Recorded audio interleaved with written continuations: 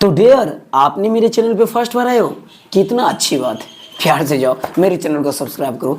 तो बलवा वैगिना ओवरी को जान के, यूट्रस एक होता है जिसमें होते हैं बच्चे का पालन पोषण होता है। माँ के गर्भ में, मदर के गर्भ में अगर बच्चे का पालन पोषण हो रहा है तो उसका मेन जो होता है कार्य जो करता है उसका नाम है यूट्रस। तो यूट्रस में ये सभी बच्चा का जो भी है, एम्ब्रायो का जो भी कार्य है, वो बच्चा का पूरा डेवलपिंग हो, स्ट्रक्चर हो बॉडी का, या उसमें जो भी हो, वो सब कुछ कंप्लीट होता है यूट्रस में बेबी का, यानी कि फ्यूटस का। आप एम्ब्रायो बोल दो, एम्ब्रायो का कार्य कंप्लीट होता है, फिर वो आगे चल के फ्यूटस, फिर फ्यूटस एक बेबी का रूप ले लेता है।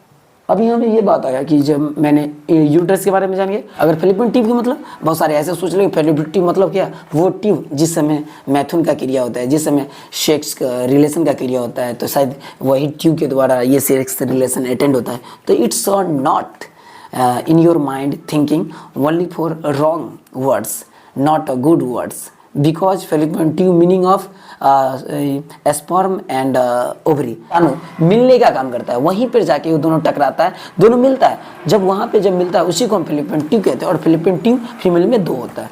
तो फेलोपियन ट्यूब में क्या होता है, सेक्स रिलेशन का क्रिया नहीं होता, वो होता है यूट्रस के पास। फेलोपियन ट्यूब में शुक्राणु अंडाणु के मिल जाने के बाद जाके शुक्राणु अंडाणु जब मिल जाता है तब वो ट्रांसफर होता है एम्ब्रायो के रूप में, जाइगोट के रूप में, कहाँ, यूट्रस में, और तब जाके प्रोसेसिंग आगे स्टार्ट होता है। तो आपने बलवा पहले हुआ, वैगिना हो गया, फिर उसके बाद आपने यूट्रस को देखो, फिर आपने फेलोपियन ट्यूब को समझा, फिर आपने अंडाणु यानी कि अंडाणु को समझा। उससे कंप्लीट होता है एक फीमेल रिप्रोडक्टिव सिस्टम कंप्लीट हो जाता है। अब नेक्स्ट वीडियो मिलेंगे, वहाँ जानेंगे कि फीमेल रिप्रोडक्टिव सिस्टम में कैसे आगे की प्रोसेसिंग है, उसको फिर डीप में और डिटेल में जानेंगे।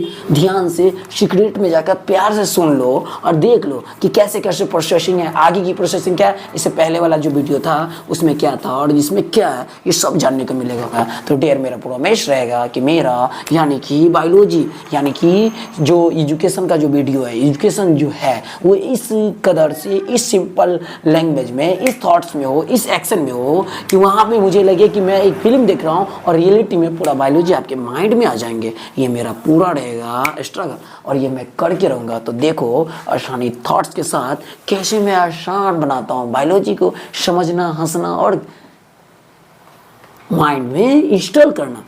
तो मैं आगे जो बढ़ूंगा, आज मैं बढ़ाऊंगा ओवरी के बारे में, फुल डिटेल से समझाऊंगा कि ओवरी कैसे रहता है, कैसा साइज का होता है, कैसा आकार का होता है, कैसा कलर का होता है और कैसा होता है। ओवरी को होना इंपॉर्टेंट है।